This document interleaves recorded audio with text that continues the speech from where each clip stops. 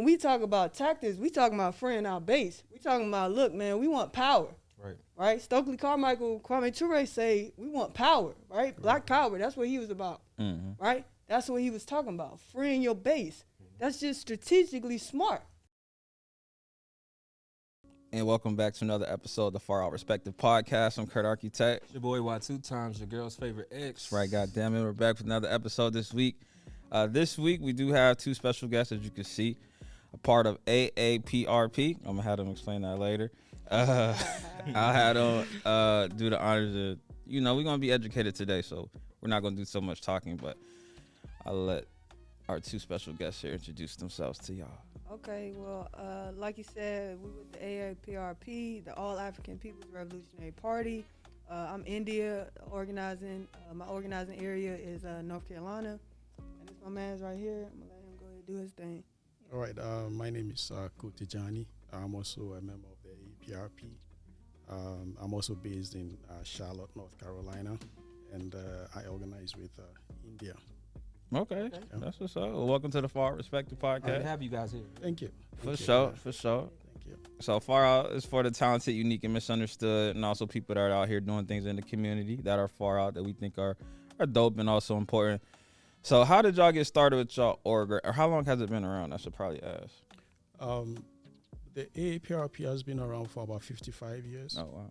It was started in 1968 in Guinea. Okay. By principally by the first president of Ghana, Kwame Nkrumah. But he had other people in the background or other people who were his equals that he worked with. So we are talking about the president of Guinea called, who was then the president of Guinea called Sekou Touré. Later on, other people joined and actually projected the organization to what it is today. So we can talk about the AAPRP without calling out Kwame Ture, also known as Stokely Carmichael. Stokely Yeah. Carmichael. Okay. Yeah. He was like the main proponent of this organization. We also had Amilcar Cabral. So these are individuals that we can go into details and talk about. But if you want to know how long the AAPRP has been around, it's 55 years. Okay. Got you. And for people listening or watching, what does it stand for again? All African People's Revolutionary Party. And we're trying to organize all African people. All right? So we got an enemy out there. He's saying, look, everybody come together. Let's take on this one enemy. You know what I mean? So that's what we're trying to do. We're trying to organize all the African people. Gotcha. Indy, how long have you been a part of the org? I'm coming up on a year and a half now. Oh, okay. Yeah. I'm fresh in it, but I'm in it. Got you. You know? So so a year and a half. We just really started with our programs in Charlotte. We're real big on work study. So I had to do some more studying before I could commit myself to the community, right? Because there's so many leaders that get out here and don't want to discipline themselves to constantly learn, right? Because everything is changing. One thing they say that's consistent is change. So we know it's going to happen. You got to adapt your mind to learning new things, learn the old things, figuring it out. We're all about scientific things, you know what I mean? So that's what we about. So I got out there, I studied. I'm in a work study circle. Every member have to be in a work study circle in our party. So we sat down, we studied. I studied individually on my own. And I'm like, all right, man, I think I'm ready to approach my people. Even though I learn every day, I think I have the basic knowledge to be like, look, we got to come together. It's crazy stuff happening out here. Right. I'll tell you this and that. And you got to figure out how you want to deal with that information after that. But what we telling y'all is completely facts. Good. So, people can't argue with facts. So that's what we about. We about learning about straight facts. Good. So, yeah. So the main message is to educate and mobilize and Nah, the main message is to organize. Kwame Ture say it's a difference about mobilization and organization, right? And he gives an example about Martin Luther King. Martin Luther King was a big mobilizer, you know what I mean? He gathered people together. When he left, it was a whole group, right? And he left and he did his thing. He mobilized around certain things happening in the community. An organizer like Malcolm X, he organized. He had two different organizations. You know, that's what he left when he left. When he went and traveled across New York, he left mosque where he went. That's organizing. You know, that's making an impact. Saying, look, this is the situation. This is the what you got to do. Here's the information. Your responsibility to get it done. And that's what organizing. That's what we about. We about organizing. Okay. Y'all got anything coming up in Charlotte or anything that we need to be on the lookout for organizing here? Yeah, we definitely have a clothing drive. Okay. We actually collecting clothes this month up until April 15th. And then April 15th, we have free hypertension, free diabetes screening. Okay. Because that's really big in our community. You know what I mean? So how many members y'all got? Well, is it a chapter in Charlotte? That's what y'all... Yeah, we call it organizing area. We don't really call it a chapter, but organizing area. We kind of deep out here. I'd say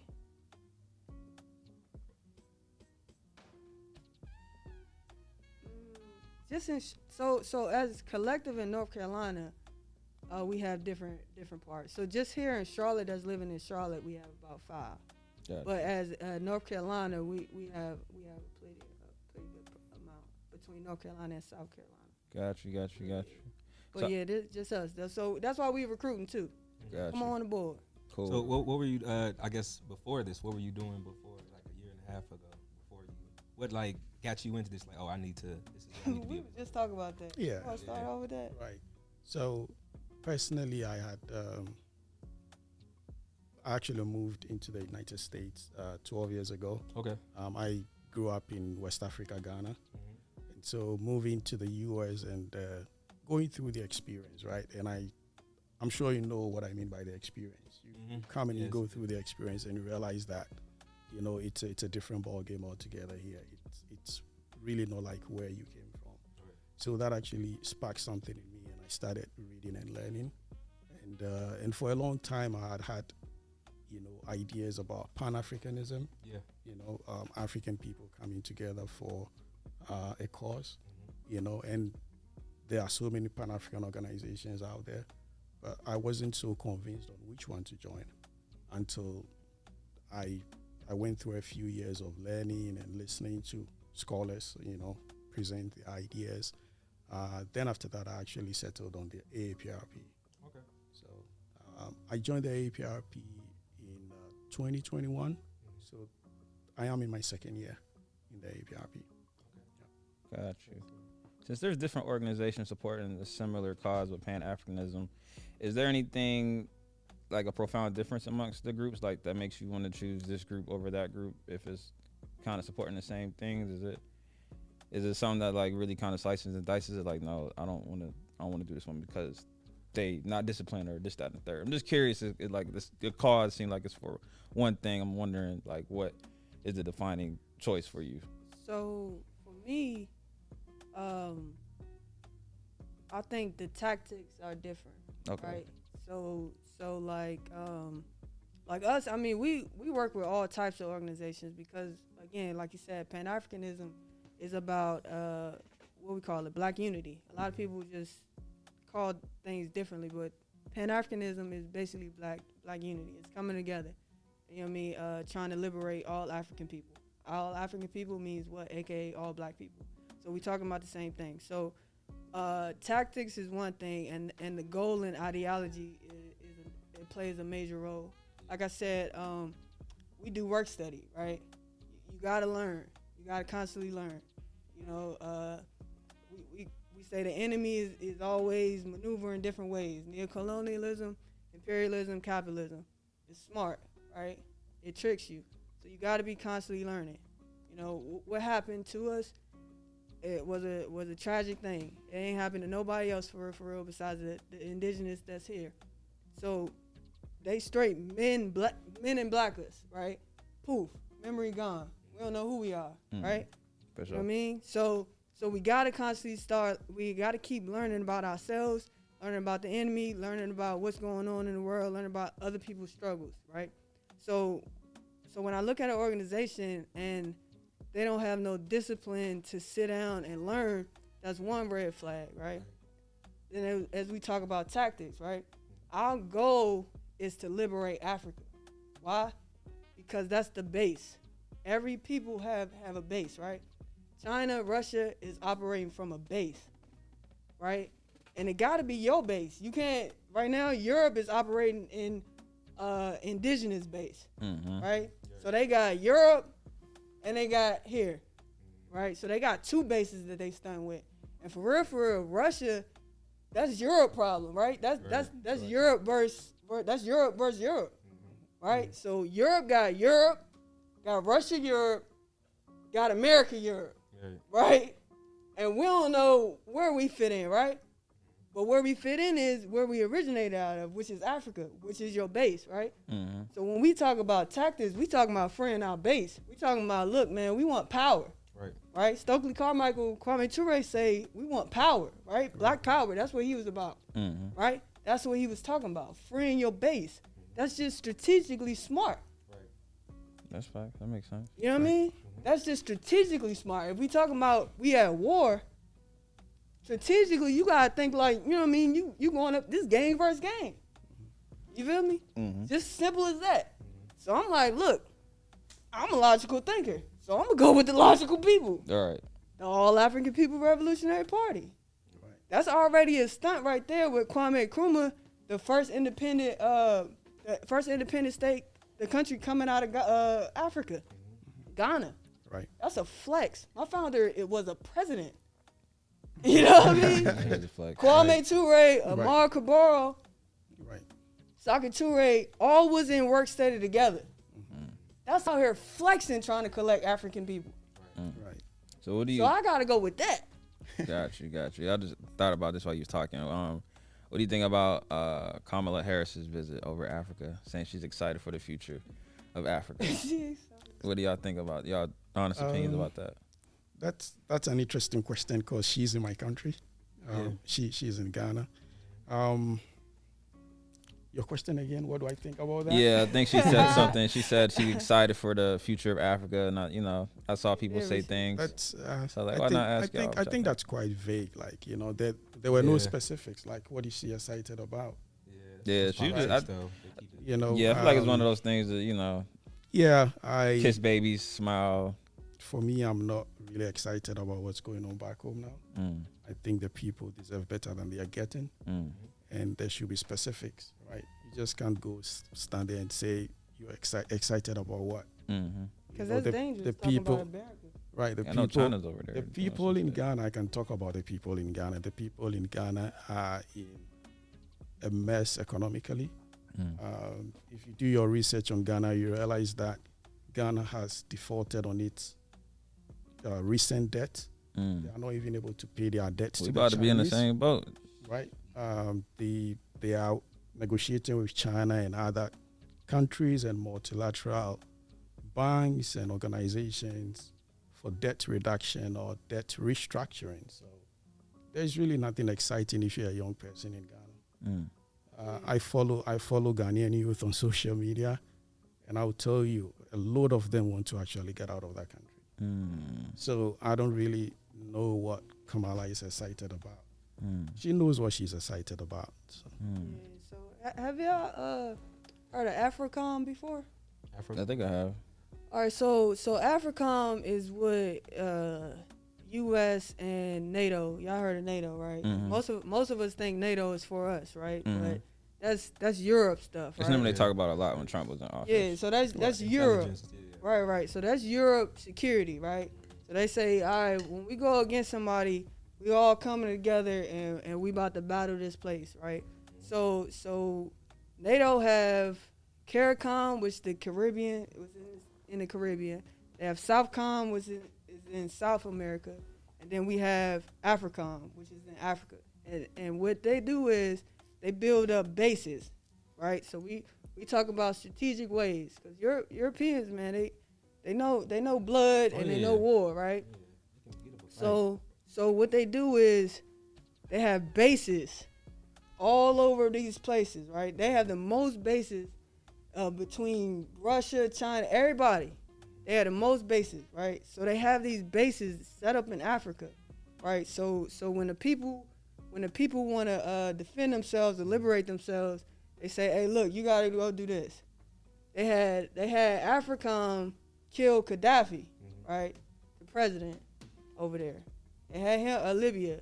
They had him assassinated for AFRICOM. So when you see the U.S. go over there, they just checking up on making sure that our gold is underneath them, our magnesium is underneath them, our diamonds, our rivers, and all our people is underneath their thumb.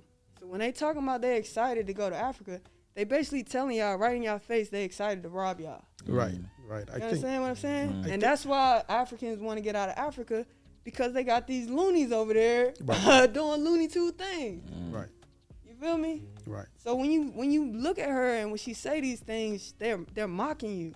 Right. And that's the thing about education. Like you gotta understand when your enemy is mocking you, because you know what I mean. They think we stupid. You know what I mean?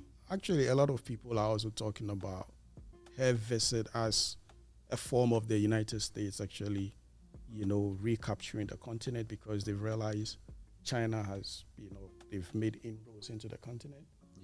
So you have a lot of African governments now dealing with China, when initially, like years ago, they only used to deal with the European Union and the United States. So the U.S. wants that influence again and that control. So that's what some people are, that's the commentary of some other people when it comes to Kamala's visit to Africa. Okay. Facts. Because they right now, Russia and China is basically saying, look, man, everybody tired of Europe destroying the world, right? So look, we're going to help y'all with this. Let's all come together and say, look, these Looney Tunes need to be put in their place. So Russia and China, like China keep forgiving so many countries debt, right? They just trying to help them at this point. So if you the enemy, you're going to be like, look, China's out for bad, right? Because every African here think China's the worst nightmare, right? When they got America literally killing them every day, right? But that's propaganda, and they great at it. So when we talk about the China and Russia, even when we looking at Netflix, right? You're gonna notice every hero been to the army, ex-cop, whatever, and he just laying around. All of a sudden, he saved something, right?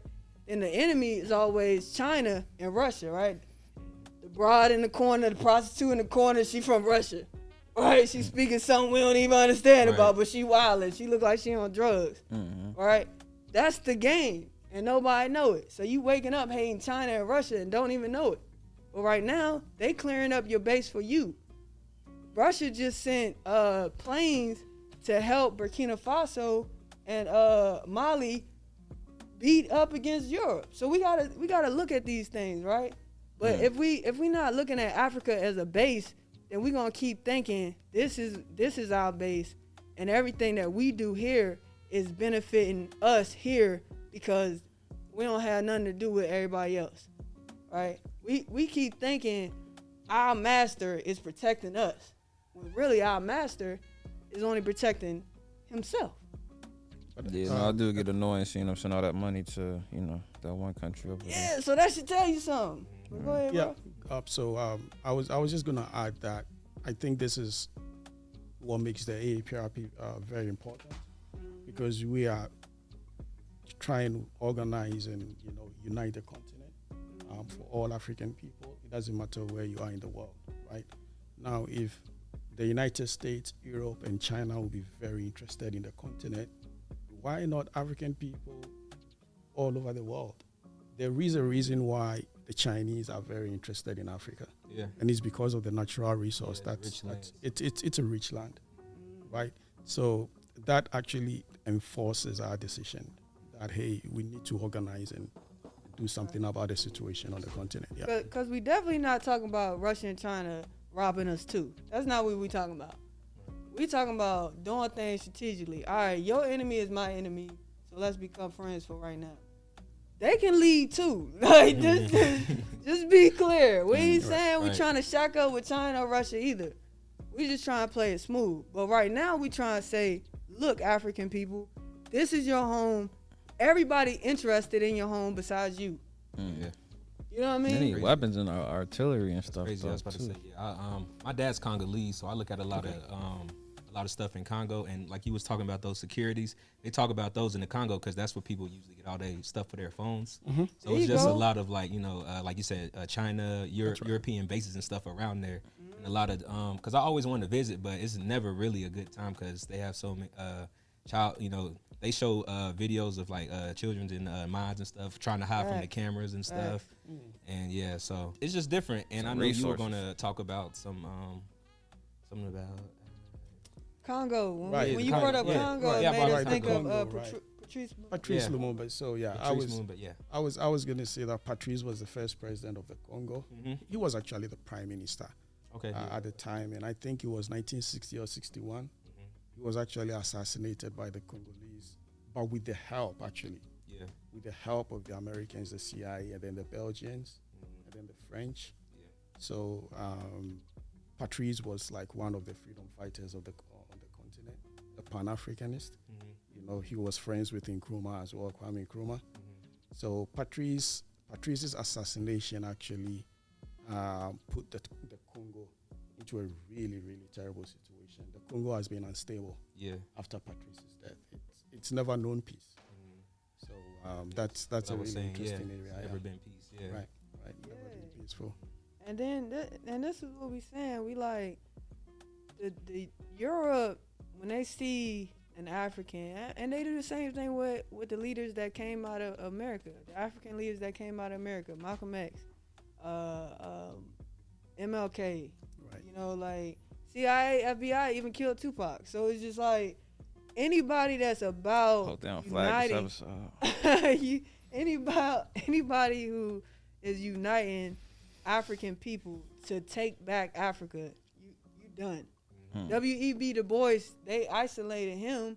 Right. You know what I mean? Because he woke up and realized, like, all right.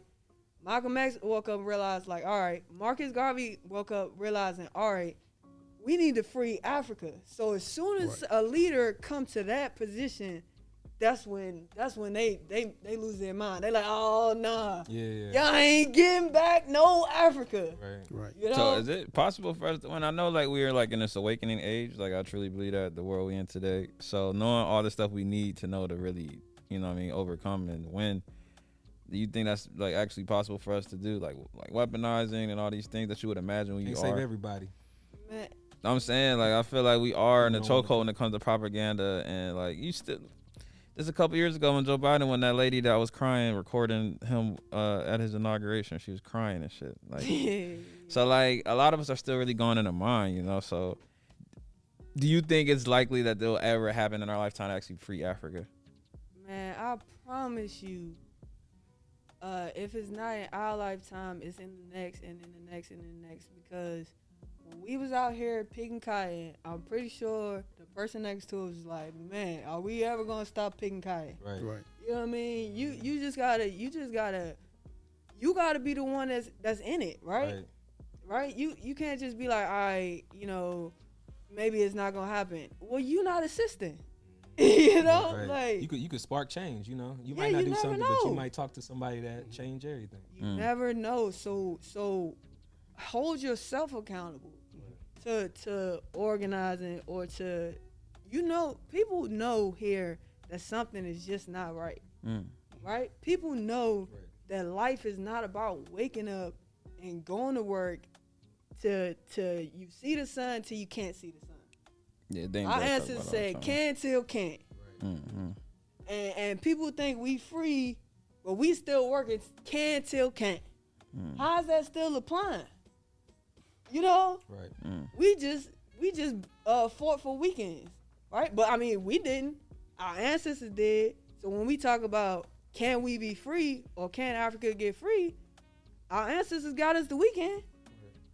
Things haven't always been. That don't mean that it can't become.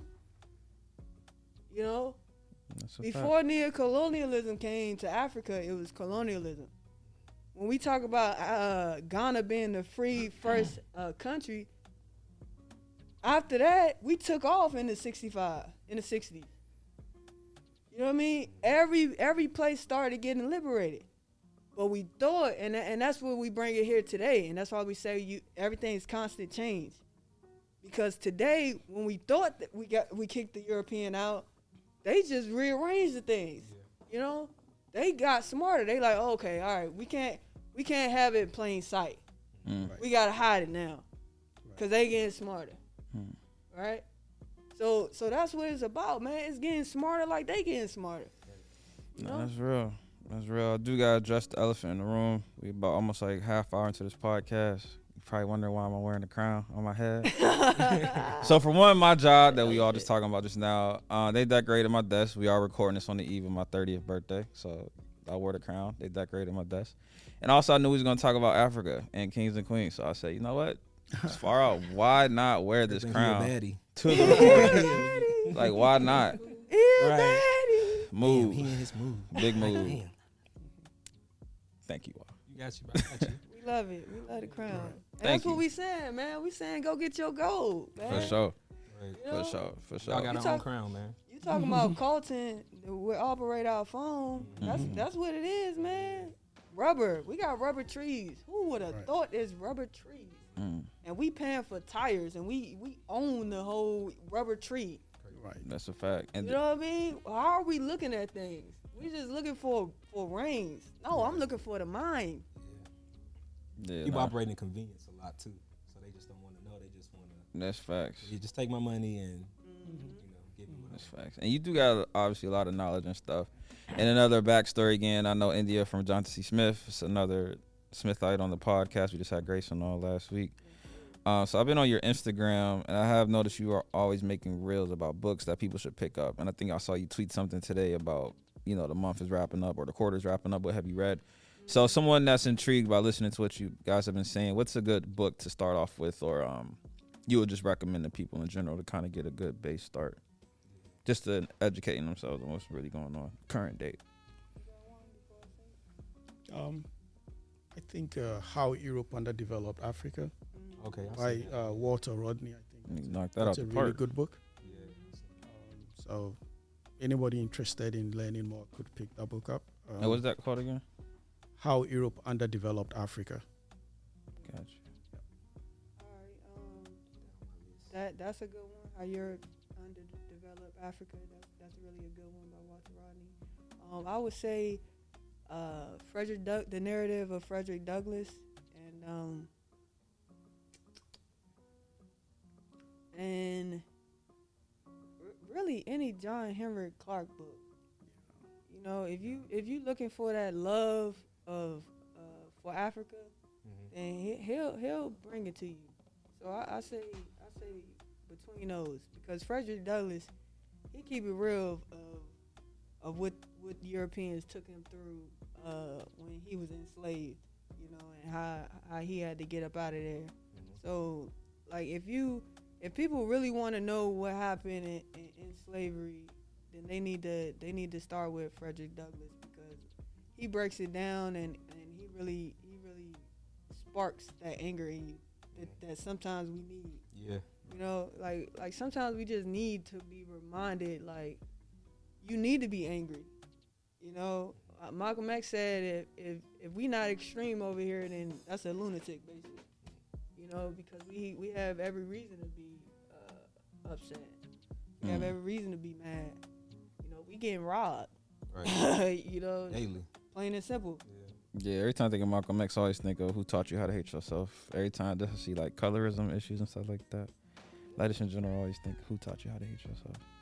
Yeah, man, we gotta start looking at the actual enemy and what's what. You know, we can't just keep letting them introduce these people to us, right? Because now after knowing Malcolm X, after really reading Malcolm X and reading all the books on Malcolm X, that movie Spike Lee did is just not it. Like, I promise you, because he ends his life, right? He ends it, and that's not how he ended it. Malcolm X ended it as a Pan-Africanist. Right. He was a Pan-Africanist.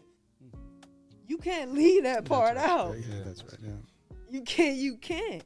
Yeah. Probably had to get it in order for them to ever put the movie out for real. Right, you're right. He probably had to, but why are we keep sacrificing ourselves? Those are our stories that we telling. So don't worry about. Sometimes you can't, cause we can't compromise. It's no compromise in revolution. Period. Point blank. It's no compromise. So if you compromising, you're a traitor by definition. Period. So you gotta realize what's a traitor and stick to that definition. Right. If you're not organizing, you're a traitor. Right. Why? Because you're not in it. You're not defending yourself. You're not in the struggle. So if you're not helping it, you helping the enemy. That's just plain and simple. You know what I mean? And nobody want to be called a traitor, but I mean, if you're not organizing, you're a traitor. Speak your mind. Sure. Got to, man. So you gotta organize for yourself. Organize for the youth. You know, that's what our ancestors was really doing. You know, making sure our future was secure. They wasn't worried about, oh man, are we gonna be free in our lifetime? You know, you gotta worry about your kids, because the thing about it is, yeah, they kidnap our ancestors, but think about somebody kidnapping your kids and holding you hostage. That's what we are. We're kidnapped great grandkids, and they kidnapped our kids, and that's who we are. We trapped. We kidnap kids, and we forgot that we had a mother somewhere in Africa. We forgot that our mother's mother had a mother in Africa. You know, we keep stopping it in the South Carolina. We'll stop it in North Carolina. We'll stop our line. But how can you forget about your mother's mother? You know, just because you ain't meet her? Dang, who raised you? That's real. You know? That's real. That's a good send-off point. Well, I do appreciate y'all dropping knowledge with us today. For people watching, where can they follow y'all, either individual social medias or the page for you guys' organization? Yeah, we on Instagram, AAPRP International. We on Facebook. We also have a website, AAPRP.intl.com. So you can follow us there too. Okay. And if y'all want to do y'all socials, individual socials, or just y'all name again? Yeah, I'm India again. Tijani. Yeah. And we don't really talk about individuals. It's about the collective. Exactly. Yeah. That's a strong point right there. Yeah, that's a strong ass point. Well, we thank y'all again for real. Like, I learned some stuff today.